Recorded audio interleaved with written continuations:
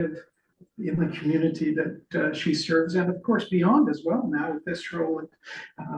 She was mentioning that she just got back from Ottawa, making a strong case for our sister institution in a sense here, both residing in Lacombe, the Agricultural Research Center, and you've heard the news there. The federal government plans to close it, but she has made a strong statement on Lacombe's behalf to see if that can be reversed. So we appreciate that very much. The second value that she holds is education. She is a lifelong learner. She takes it very seriously to better herself. And of course, as an institution of higher learning, we do it formally here, but we also encourage students to continue to learn, to adopt not only a commitment to service, but also a commitment to lifelong learning, to never stop learning. And that is a delight to see. Mayor Hibbs, in her day job, serves as the executive director of the Senior Living Center just at the end of our College Avenue, Royal Oak. And so that keeps her busy during the day, and the responsibilities of the city keep her busy at other hours as well, such as this evening as she's going to present. You can see the topic tonight. She's going to answer the question, who must lead on community economic development? And it is a very vital question for a small community, relatively small city, but how we can encourage and build our local economic development. So we're so glad that you have come to join us this evening. And we are again delighted to have you, Mayor Hibbs, to be our presenter. The time is yours.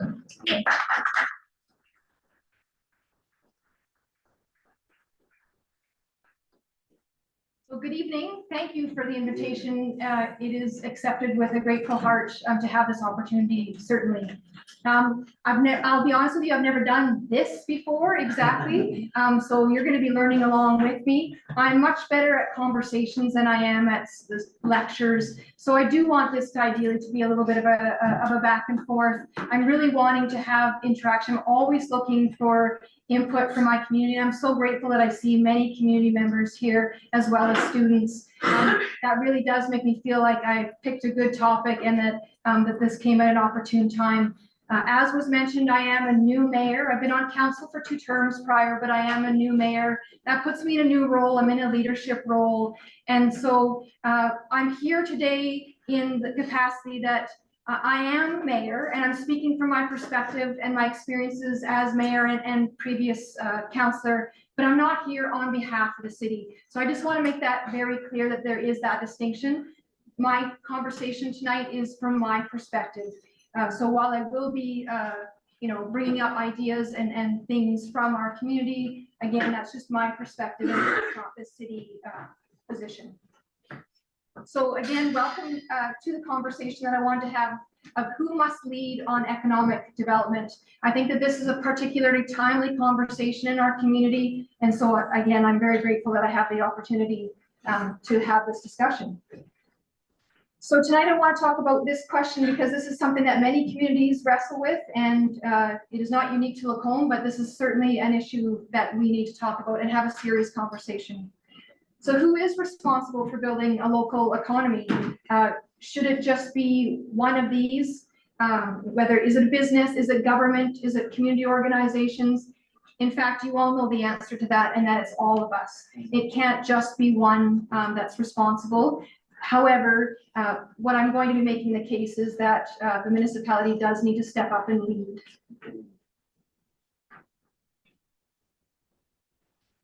So who must lead municipal government? And why that is, economic development is a shared responsibility, but municipal government must play the role of convener and catalyst.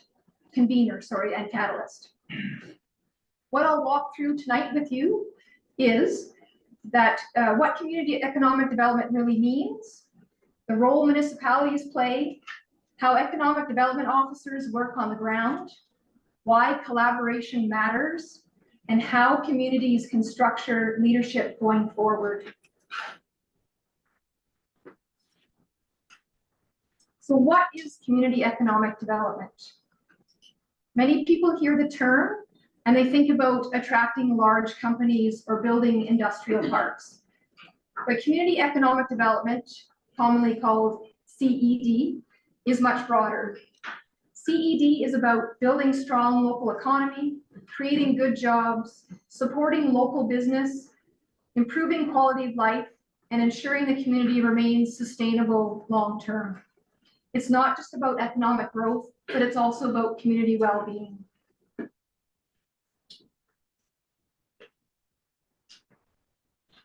This graph here sort of explains the difference between perhaps what might be considered traditional economic development and how this area has changed and developed over the years and is now, the focus has changed. It used to be very top-down, lots of focus on attracting new business, whereas what we really need to do is reverse that.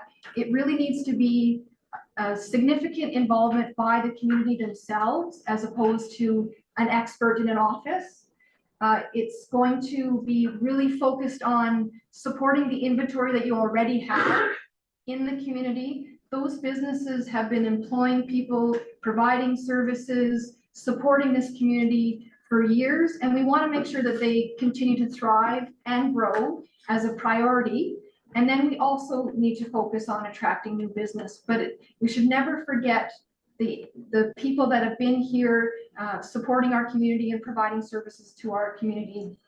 So it is really important that we remember that if we're going to serve the community, we need to involve the community in those conversations.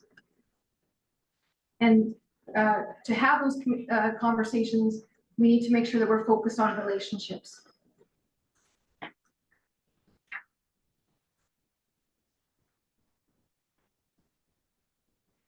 So why governments often lead? So municipalities are involved in economic development because many decisions that shape a local economy happen at the municipal level.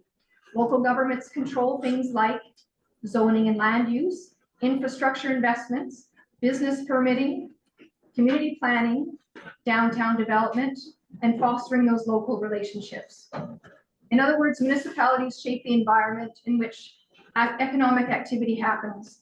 So I'm just going to go back and just touch on a few of those things. So zoning and land use, probably very boring for the majority of people here, but that is a critical part of what I do as a member of council. And so in our, within the organization that is the City of Lacombe, you're going to have a number of planning and zoning type documents. You'll have very big, broad ones, MDP, for example. That's an overarching visionary statement that says where the community is, where the community is going to go. Subsidiary to that, we're going to have other documents in place that are going to give us outlines for various areas of the community that are going to say what the future purposes of undeveloped areas are, for example. And then you go all the way down to just simply the land use bylaw. And the land use bylaw is the bylaw that says that this is a commercial property, this is a residential property. And when you have a commercial property, for example, you may have restrictions on what those uses are. And I'm just bringing that up because that can be an area that a community a municipality can be a problem for economic development, or it can be part of the solution. So that is something I'm just bringing up as for some context.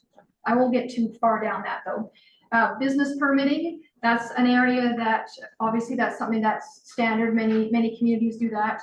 But we want to make sure that that is fair and that whenever you're needing to do any kind of permits, that the turnaround on those is quick and that we're not being a hindrance to business, that we're helping to support it. Downtown development, you will have seen some activity in our community downtown. That is in an effort to continue to invest in downtown so that it looks fresh, it's inviting for businesses to want to be in. I think we're largely successful. I hope that you would agree with that. That's an ongoing commitment. The city has a committee that's dedicated for that area redevelopment. And I think that that has been very successful in the past, and I'm looking forward to what that looks like going forward.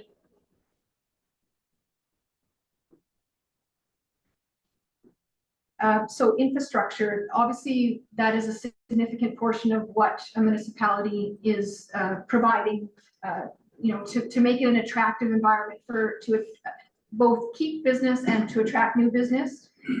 Roads, water system, broadband, transportation networks are essential for business growth. Planning and zoning is another powerful tool that I mentioned earlier. A city can create policies that encourage mixed-use development, support industrial growth, or revitalize downtown areas. If a community has good infrastructure, efficient approvals, available commercial or industrial land, and nice recreation facilities, is that enough to be a place where businesses want to invest? Municipal government has to deliver more. It is the closest level of government to the community. Quality of life is also the other half of the equation when it comes to economic development. Municipalities have a wide range of tools they can use to support economic development. Some of those are very practical. Municipalities support economic development through business attraction, tourism promotion, partnerships with post-secondary institutions, community branding, strategic planning. But one of the most important tools that a municipality has is relationship building. Economic development is ultimately about people working together to solve problems and create opportunity. When a new business in particular is looking to come to a community, they're not just seeing if there's an available plot of land to put their whatever business is. They're doing a profile on our community as well. And so it's important that we have all the things that you would want to attract people to come to work at that business as well. So that is things like the parks and recreation, the arts and cultural programming, community safety, vibrant public spaces, and accessible, affordable housing. And those are very broad things that the municipality, for the most part, has direct control over. Some of them we don't. For example, affordable housing is a little bit more of a difficult area. But when you have a community the size of Lacombe, the market that we have, that does contribute to the attractiveness of our community to outside, because you are going head to head with other communities. And these are the things that potential investors are looking at. Just before I move on to the next section, are there anything that you feel like I've missed in those topics, or any questions up to this point? Doesn't look like it. Okay.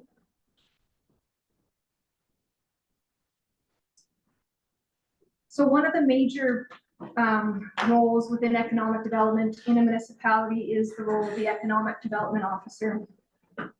So again, just a reminder that this is my perspective on this. I have not spoken with the economic development officer as to what they think their role is, or how they are actioning out their role. Again, this is just my perspective. So as I was saying, the economic development officer is critical in economic development for a community. Prior to recently, we haven't had that office. There hasn't been a dedicated person that does just that. It hasn't been the case for quite a number of years. And I feel that was something that we were significantly lacking. And I'm very happy that the city of Lacombe now has that role filled. The EDO is usually a professional staff member responsible for leading economic development initiatives within a municipality. Their work includes supporting new business, helping existing businesses expand, marketing the community to investors, connecting entrepreneurs with resources, researching economic trends, and coordinating economic development strategies. So you can see that that's a very key role for what we're discussing tonight.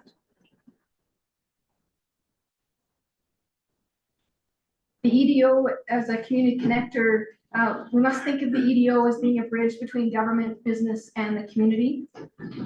In many ways, they are the front door for economic opportunity in the municipality. It's been difficult in the past when I've been approached by people that are thinking about maybe opening a business or wanting more information on the community, who to direct them to, because who is the expert on that? It's much easier now because I'm able to say we have an economic development officer. A good EDO spends a lot of time listening to businesses, listening to investors, listening to community leaders, and helping translate those needs into strategies and actions. But that's a big job. So how do we help?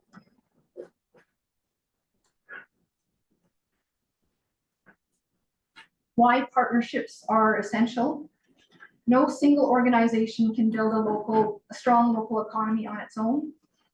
Municipal government cannot do it on its own. Business cannot do it on its own. Community organizations certainly can't do it on its own. Successful economic development requires partnerships, and these partnerships often include local business, chamber of commerce, educational institutions, nonprofit organizations, and then of course, municipal government. Each group brings something different. Businesses bring innovation and investment. Educational institutions bring talent and research. Municipal government provides leadership and coordination. And when these groups work together, our community can achieve much more.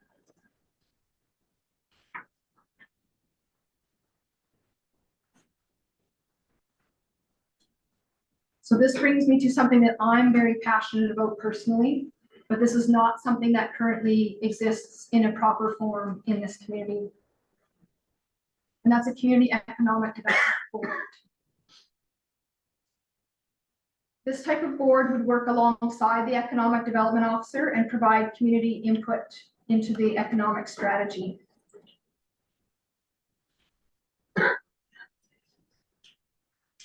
So they would support the economic development officer. They would provide what I'm imagining is that they would make recommendations to the council, and that they would help develop the plans and the strategies that we need to move forward in this community for economic development. Who would sit on that board? So again, this is my own imaginings, but in a perfect world, this is who I would have sit on this board. So it'd be a broad, inclusive representation, ensuring that there's a full range of community voices and expertise. So that, of course, needs to be business leaders and entrepreneurs. It is economic development, and who are the experts in that? Those that are in business currently. Ideally, we would have tourism representatives, because part of economic development is attracting people to the community to shop at the stores that are already here, but also to attract new investors and new developers. Post-secondary institutions. We are so lucky that we have Burman University right within our own small municipality. We're very blessed.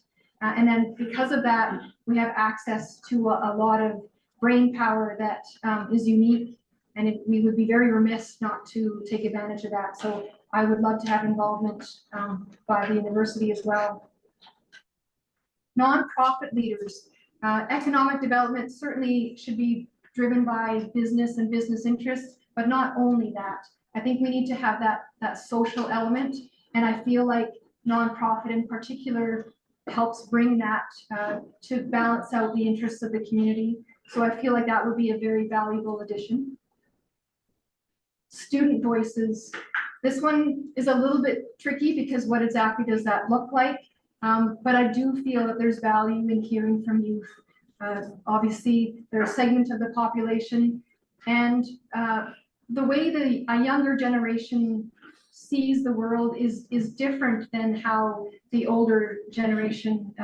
I've heard it said that, for example, when a younger person decides where they want to live, they choose the community first and then they find the job, as opposed to many of us of a certain age, it was the opposite. You go with where you have work. So just something to think about. Just there's a switch in thought process.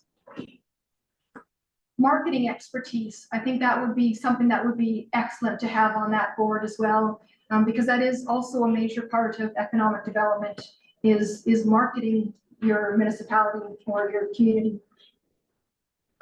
Urban planning, that has a significant either a positive effect on economic development or potentially negative impact. So I definitely think that that would be something that ideally that would be reflected, probably somebody from the city in that case, but I think that would be a very valuable perspective. And then finally, a city council member, and the fact that that city council member happens to look like me is maybe intentional, but but I do think that there should be a liaison there. So that wouldn't be a person that is in any kind of veto power or any of that, but just another voice at the table so that the municipality themselves is part of that conversation. But in my mind, the goal of that board is to really use that expertise, that broad expertise, to really flesh out what are the challenges in this community. What are we not doing that we need to do? What are the priorities? Who should we be, like what should we be doing? I think that this body would be in a far better position than council themselves to be able to come up with identifying a plan forward. So that's my envisionment for this body. And then it really does underscore the concept that community economic development does need to be, I'm going to say led by the community. I know that goes against what I just said, but somebody does have to be the coordinator, and I see that as being a municipality, but it needs to be driven by the community. It needs to be driven by the community interests and needs. So with that broader involvement, by having such a broad spectrum of people on the board, I think you're bringing that in. Stronger innovation. There is a proverb that says, he who walks among wise men becomes wiser. And that's what I feel like is the possibilities when you're talking about an economic development board. And shared ownership, just the fact that we're all in this together. Sure, I didn't miss anything. I'm going off my script here a little bit, that's okay. So looking forward, communities facing change. So there are a lot of challenges when we're talking about economic development. What is the economy is changing. It's in constant flux. There are new threats that didn't exist even that long ago. We're seeing an increased amount of remote work. We actually see that in our own community where the intention of a organization, and then we'll get into what, but was meant to be that these people are all on site and that they're contributing to our community. But more and more, the work is being done, but the resident is not a resident here. They live elsewhere. They could be across the country. And so that, to what value is that bringing to our community? And so that's a threat, remote work. But it also is an opportunity as well. Depending on what the business is, maybe that's something that now can thrive in our community that might not have before, but now because of the availability of remote work, that's something to be considered. Technological shifts. The first thing that springs to my mind in that case is things like AI. We've seen an explosive growth in that, and there's a very many good applications of AI, but it is also a threat because it is potentially replacing jobs, things that that would have been done by a group of people now could be done by 1 or 2 instead of a team of 10. Or in some cases, a job is completely eliminated because now it's just can be done through AI. Demographic changes. So for our community, we do skew a little older than some of the neighboring communities that we have in this area, for example. And we also know that our overall population is shifting. Now that's the case for everywhere. But these demographic changes also come with different shopping habits and just different viewpoints on as I alluded to earlier, with moving somewhere first and then finding work. So that can be a challenge, but it also can be an opportunity. Workforce shortages, certainly depending on what industry we're talking about, there are absolutely shortages. And when it's a shortage for skilled labor, for example, healthcare, that is not an easy fix. We know in this community, for example, that we could easily have more supported living beds, for example, something that I know a lot about. But to offer that, to fill those beds, which we easily could do because the demand is out there, you need to have the workforce that can support that. And that is a significant challenge province-wide, not just for our community. So workforce shortages are a significant challenge. Now, speaking of workforce too, however, Lacombe is unique in our level of education. We're a highly educated community.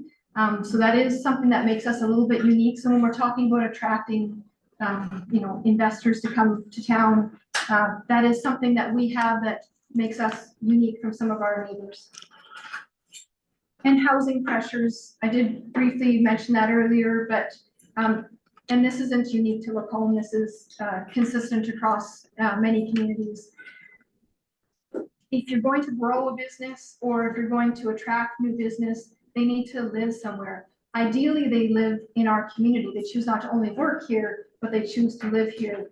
But of course, housing starts in this community are good, but as it is everywhere, it's just more and more expensive to build. New houses are becoming harder and harder for younger people in particular to be able to afford. So that is definitely a significant challenge. So what successful communities will do? They will invest in local strengths. They will innovate and adapt. They will build cross-sector partnerships and share leadership.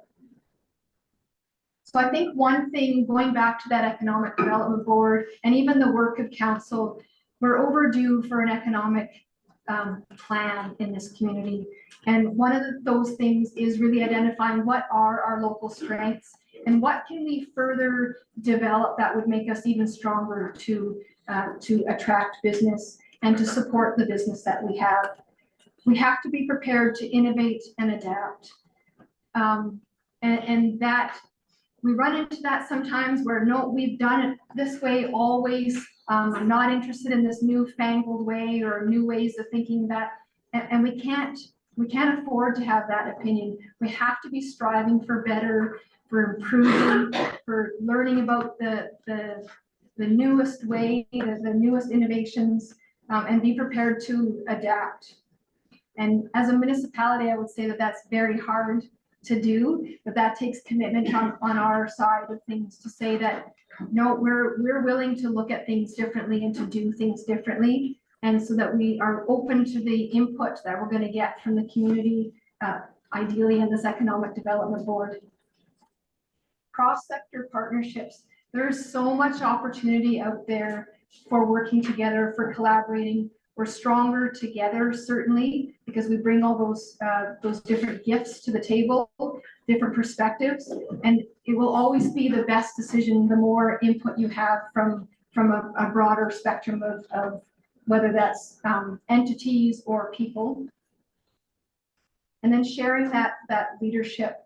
I do, again, just go back to that Economic Development Board, that you are drawing on leadership from all these different sectors, and that ideally then will reflect the needs of the community at large.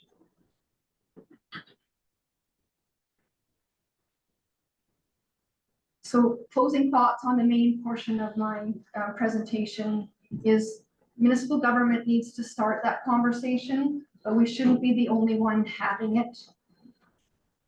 Successful communities are those where leadership is shared across every sector, every table, and every voice in the community.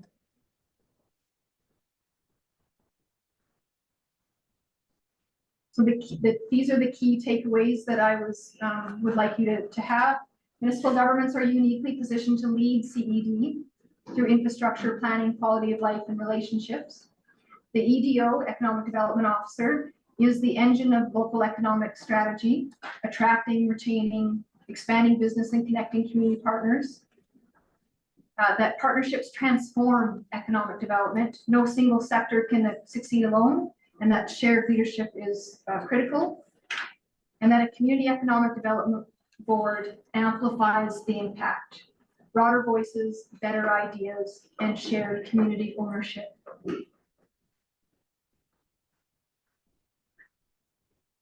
So I have questions and discussion here, and I have three here. How important is economic development for Lacombe?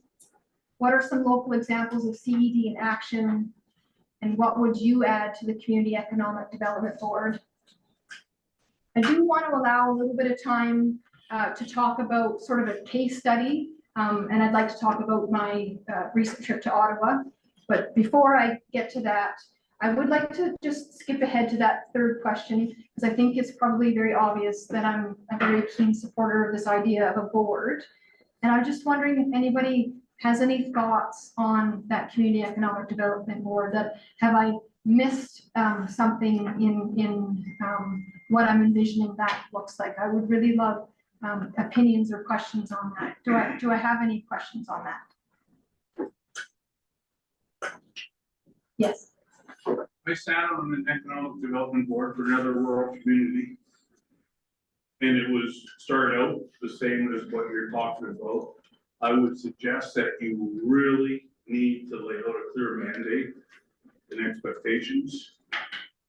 I joined this board after it had been in operation for 6 months. And within 2 years, that board wound down. Mostly because we felt that our conversations and our recommendations weren't being heard. There was a disjoint between what the elected politicians wanted to talk to us about versus what the administration felt. So while I agree with the concept, we need to really define what the roles are, what the expectation, and more importantly, what the expected outcomes are.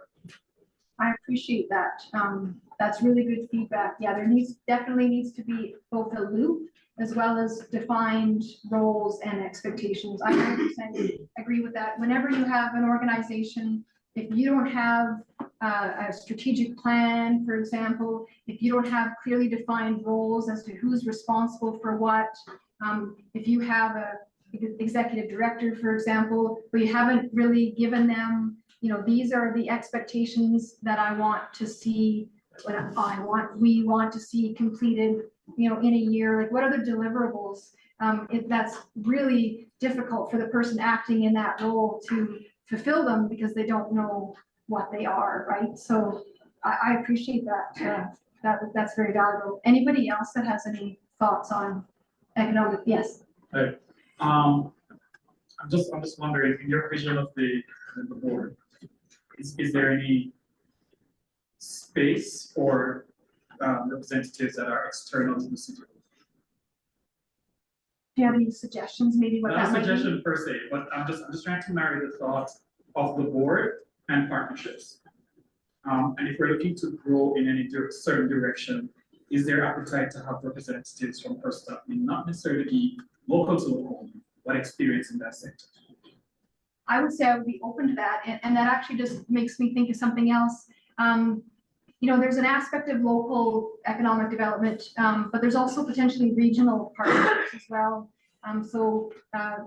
Again, that would be regional versus maybe just in broad, but that is an important aspect as well, and that's something that we need to consider in a greater context than we have in the past. As a rule, we've kind of acted as an island to ourselves, and maybe that isn't the best way. Maybe that's not serving our community the best. So I would be open to that. Frankly, I think if we have the opportunity to have expertise come and serve on the board, why would we say no to that? So I would be very interested in hearing what that could look like, who that could possibly be. I think that would be a worthy conversation. Anything else on? Yes. Just a kind of two-part question. Sure. One, because I don't know, when was the last time Lacombe had an economic development board, if they did, and kind of what happened? And then the next part of my question would be, like, you have all these people that you envision, which I think was a great representation, but who decides if there's multiple people, and who's gonna decide who that board is? Yeah, very, very good. So with who would decide, I mean, I guess I just assume that it would be similar to how we have other city boards where it's put out there that we're looking to fill these positions and that people would make submissions and then they're just gone through and ideally the best candidates are selected. That would depend on what we strike as sort of the terms of reference of that committee. And you know, I have like one person representing each one, but you know, maybe the business side of things, maybe that isn't just one person, because that would be a lot to put on a single, but maybe there's somebody that represents like small business that's under a certain size of employees and another one that's large scale, and you know what I mean? So there's some differences that are represented, because those are going to be different voices. I am an executive director of a very large facility, one of the largest employers here in town. So my perspective is obviously going to be different than when previously to that, I worked for one of the smallest businesses in town, like a very small family-run business. So completely different experiences to what having a business in Lacombe is like. And I think that that would be valuable to have as part of that board. And I'm sorry, I've forgotten the first question that you asked me. Just like the history of Oh, there yes. was an economic Yeah. development board. To be honest with you, there may have been, I'm not aware of one. I know that Echo Lacombe has acted as sort of a pseudo economic development board in the past. They've fulfilled some aspects of what I envisioned economic development to be, but not fully. And that was, I don't think, ever the expectation. That would be unfair to say that they were given that, but they did fulfill some aspects of that. But yeah, what I'm envisioning would solely be focused on economic development. And it would be a volunteer board, of course. But yeah, the idea is to cast the net wide, and I would imagine appointments would be similar to how we do other committees that are to the city. So then I've got one more point. Sure. So sometimes I feel like I've had a business in Lacombe for 24 plus Yes, years and yes. grew up and was raised. I feel like sometimes where the lack is we have these boards, but sometimes the filter of information gets lost, and where who they're representing is maybe not the whole group. And how do we now have this board and have these 10 representatives? How do we filter that back to the community to make it a valuable resource for all, not just the opinions of For sure. certain few? I think that would be something that we could address when we're doing like a terms of reference for that board. But yeah, we definitely could build in something where there's an opportunity that, you know, maybe the economic development board hosts, I don't know, open houses, for example, periodically through the year, where they're personally inviting, you know, businesses to attend or to give feedback through surveys or just, you know, multiple platforms of way of having information go out, but also to come in. Ideally, there would be, you know, a section on the website that could be dedicated for that kind of conversation, so that when things happen, they can be shown there, and that so that the business community at large can sort of keep up with maybe minutes, for example, of meetings and sort of what they're working on right now. But I would really like it to be very like lots of communication, lots of opportunity for two-way. So those two conversations where it is back and forth, so that you can know about what they are doing, but you can also have input into what they're doing, if that makes sense. Yeah, we have to tailor it in a way, and I'm grateful that you spoke up to say that, because if it isn't, like, it's great to have a sampling of different roles, but the expectation can't be that they're representing all of the viewpoints of all the business, because some of you are going to have differing views too, right? A business maybe downtown might have a different priority, for example, than a business that's out in the industrial area, or even if you're in the same geographic area, you might have even competing interests. But we need to hear about those so that we can address them. Is there anything else on that? Yes. Yeah, I also like the concept, especially where you're making provision for students' voices to be represented. And, oftentimes we look at building economic, developing our economy by attracting businesses. But you'd be surprised to know how many businesses we can build from within. And so, especially for us here as a university, where we have brought students from all over the country and even outside, and then we train them, you become, should I say, better people, and we shouldn't just allow them to leave the community. We can create businesses over here. And when you interact with the students, you'll be surprised to know the kind of ideas people have.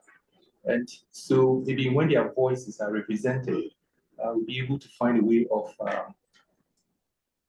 building businesses, especially among young people over here. I worked with a similar body in the UK for a short period of time. And I was surprised to see among students, some businesses were built. And within 3 years, some of these businesses were making turnover of £100 million. Yeah, and so that is something which is so great we can actually work on so that we can benefit as a community. We shouldn't just train the students and allow them to can build good businesses over here for us. Yeah, absolutely. I would love to have more students stay in Lacombe and do exactly what you're talking about. That would be fantastic. And a voice at the table, I think, is critical to hear that different perspective of things, because there's the way that my generation sees things, but that isn't the only way that we serve the community. And anything else on? Yes. Yeah, so I'm a student here, but my community back home, one thing that our Economic Development Council did is for some of the more complex issues, we had a think tank, just because, like, as we heard from other people, the community is large and one voice from a particular sector might not encapsulate the whole community. So by having this think tank, when they present, this is an issue we want to solve, the members of the community who are invested in that issue can come and present solutions to the board directly, so that their voices can be heard that way as well. I love that idea. I feel like the people that would be on the board are going to be very passionate and are going to be wanting to put the effort in. And ideally, there is going to be a lot of work. So ideally, those people are prepared to do that and think of ideas like that. Like, I really like that as an opportunity for the greater population to be involved. It is a lot of pressure when you're the sole representative and you're trying to, even from my own perspective on council, I'm trying to reflect the wishes of my community, but I only know what I know. So sometimes I have to make decisions based on what I think, and that can be very stressful at times, and it can be very challenging. So I like the idea of trying to build in mechanisms where you have that ability to have that feedback or that involvement, because yeah, people, it constantly amazes me that people just think of something that you would have never even thought about, and there's a solution. There's what we need to go with, and we need to be really open to that, and we need to encourage that. So just in the last few minutes that I have here, I just thought, because it's kind of a hot topic and it does match into community economic development quite well. Obviously, many of you will have heard that the federal government, like literally 40 days ago, didn't even announce. I mean, they sort of did, but it wasn't like a stand up, we're doing this. It was kind of filtered through the media, but they've decided to close the research station, the Federal Research and Development Center that's on the south end of town. That is a facility that has existed for over a century, that has been conducting some very important agricultural research, has a long history of making considerable contributions to agriculture, and we can proudly say that that was done in Lacombe. For example, the Lacombe pig, you may have seen the mural downtown that's made out of tile, and it features a Lacombe pig. Many people might not actually realize, like, why was that a big deal? But because it was a new pig, it was just designed that it maximized, the meat on it, right? It was a larger, longer pig, and so it was more economic. And I was talking to somebody very recently, actually, that had a personal story with that. They were saying that when they were young, and this is a long time ago, that they raised Lacombe pigs, and that actually was a significant help to them because economically it was more rewarding, and that made a difference to their family because they were very poor, and so that had such a positive impact on them. And that was just really neat to talk to somebody that like literally had that be part of their history. So that's a really good example. There's obviously many things that are newer than that, but what's really important to recognize is that's a major employer in our community. It's a major high value employer in our community. Not only the people that work there, but the families that go with it. So when you close a business down like that, and it is essentially a business, our community is going to suffer an economic shock from that. You're going to have people leaving town. You now have houses up for sale. You now have employees that work in businesses in town now leaving. You have students leaving the community. So it has that impact. You have the purchasing power of that organization would be is now removed from local business, and that will affect some more than others, certainly, but it will make an impact. And it's just a loss of brain power for our community as well. So that is something that we are very, I would just say, nervous about, but we're fighting against that. The other thing that has a profound effect is the agricultural research that they conduct at that site is so profound for this area. So obviously, you know, Lacombe is Lacombe, but it's affected by what happens outside as well. So it's, you know, if production and quality, if the crops are more vulnerable to disease in this area, that puts us at risk as well. Could you imagine if there was a new disease strain that strikes crops in this area, and the decimation that will do to the local economy, which will certainly affect Lacombe as well. And so that is something that we're very afraid of, and we have been very quick to speak out against. We as a community recognized right away when we heard that was happening, that this was a threat that we needed to address. Obviously, as a municipality, there's only so much that you can do. But the first thing we needed to do was just to be very outspoken about what we perceive the consequences of that to be.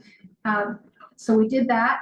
The next step that we did was we partnered with the county, because of course this is something that affects both us as a city as well as the county very directly. We have a very good relationship. So we talk about, you know, relationships in the presentation. That is a very strong relationship that we have, and so we leaned on that, and they were very quick to say, yes, we absolutely want to do that together. It's obviously very important for the people that we serve, and so we had a joint task force, and so immediately we're going into all the possible ways that we can advocate for both of our communities. So we reached out to everybody that we possibly could, as far as levels of government, industry leaders, commodity groups, just everything that we could possibly think of. We had one large meeting that was with the MLA, the MP, and various groups that are involved that benefit from the research that are done at the Agricultural Center. That was very enlightening. We realized that there was the possibility that a standing committee in Ottawa was considering looking into the ramifications of that decision, so the economic impact of the closures, and not just our site. There are other sites across the country. And so we heard that they were considering potentially looking into this, and so we wrote letters to the various committee members saying, please at least look at this. And they obviously decided to do so. They passed that motion and decided that they would do a study. And lo and behold, we got an invitation to appear before the standing committee in Ottawa. It was very last minute, but it was such a a critical opportunity that we didn't want to let it go. And so we did send both myself as well as Reeve Ireland to go and provide testimony. Some of you may have seen that testimony. I feel that that was very impactful. I was very proud to go and represent my community and represent the interests of the people that live here, as well as the broader region. I think it's really important that everybody understands that this is bigger than just Lacombe, and even just bigger than the county. But together our voice was heard. I think that it was well received when the camera got turned off and the committee members stood up. Many of them came over and talked to myself and Reeve Ireland, and were thankful that we came and presented, but just their additional comments and questions kind of gave me a little glimmer of hope that, you know, maybe there's an alternative. And so if that committee, once they're finished all their hearings, and they're not done yet, but once they're done their hearings, they have the ability to make recommendations to the federal government. And I'm hoping that those recommendations will be in our favor, and that I hope that they're acted upon. So feel free to pray. We'll take them. Yeah, I bring that up just because that's an example of, you need to stand up for the businesses that you have here already. And in this case, it happens to be very large, but we should still have the same unhappiness if it's a smaller business as well. Why are we losing that business? Why are they shutting down? Why are they moving away? Again, I go back to that economic development board, but not only that economic development board, these are communications that we can have. And I just wanted to point out that we do actually have our economic development officer here in the room. So if you have any questions for him later, I'm sure he would be more than happy to have those. But so that's Steve.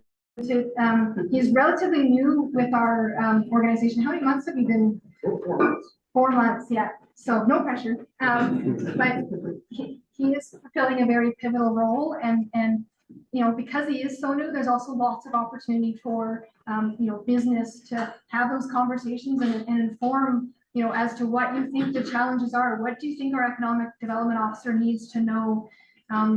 Because certainly can have those with me, and I like to feel that I'm relatively educated on this because I've been doing this a while, but I won't even hold a candle to what our economic development officer is. So I just wanted to bring that to your attention.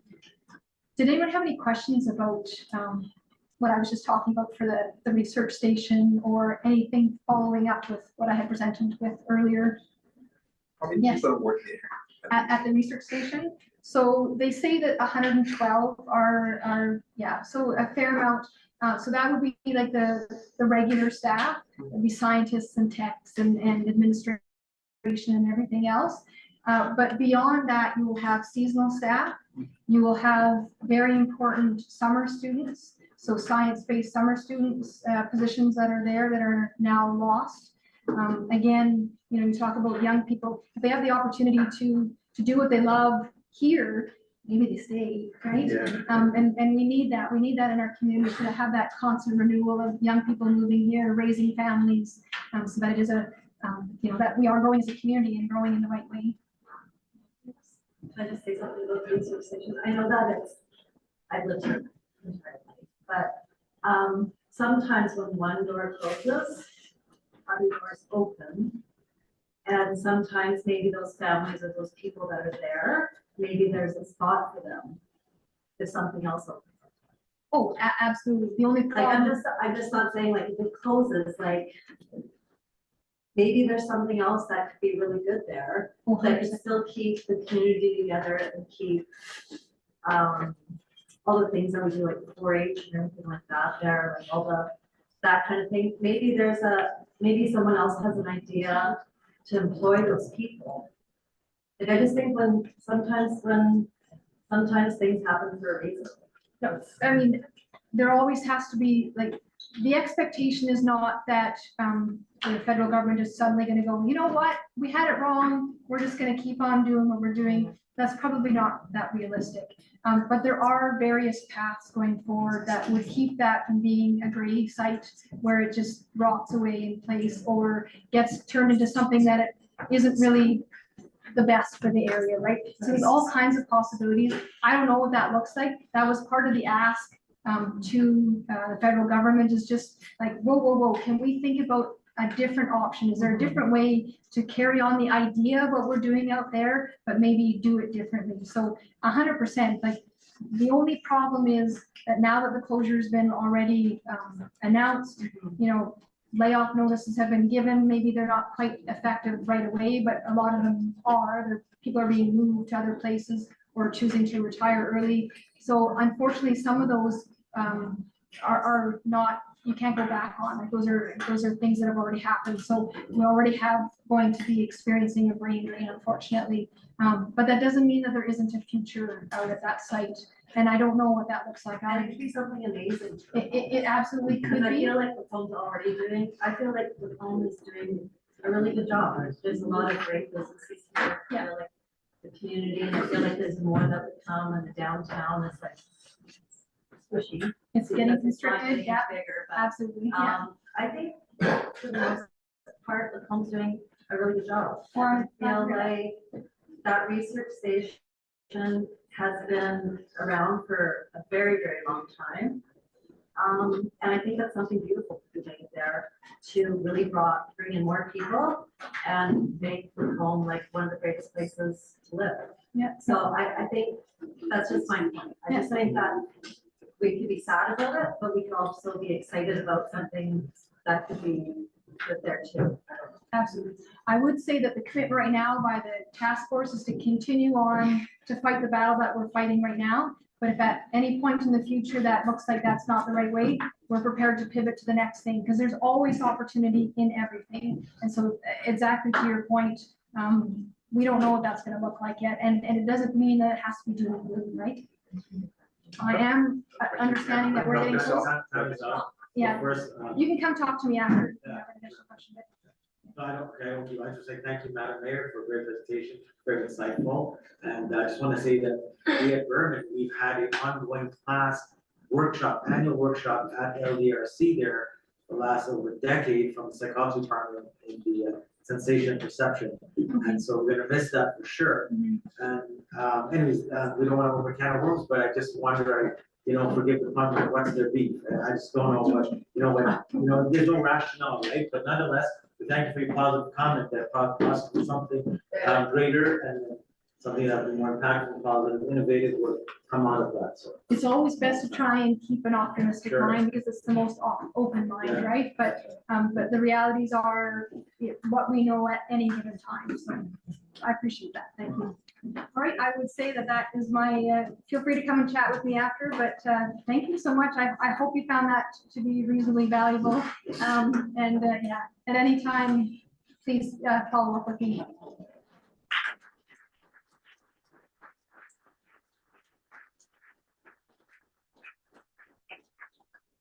So on behalf of the School of Business, we want to thank you all for coming out tonight, especially our speaker, Mayor Hibbs. Thank you so much.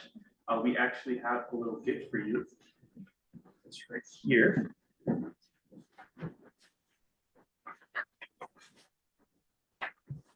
So this is just a small token of our thankfulness that you're able to be here with us. Yeah, I'm just going to close out in a final prayer. If you guys don't mind, please bear with me. Heavenly Father, thank you for the opportunity to listen to our wonderful mayor speak. Thank you for her wisdom, and I ask that you help us all go forth today and help us do your will. In Jesus' name, amen. And one last thing is that Mayor Hibbs is a member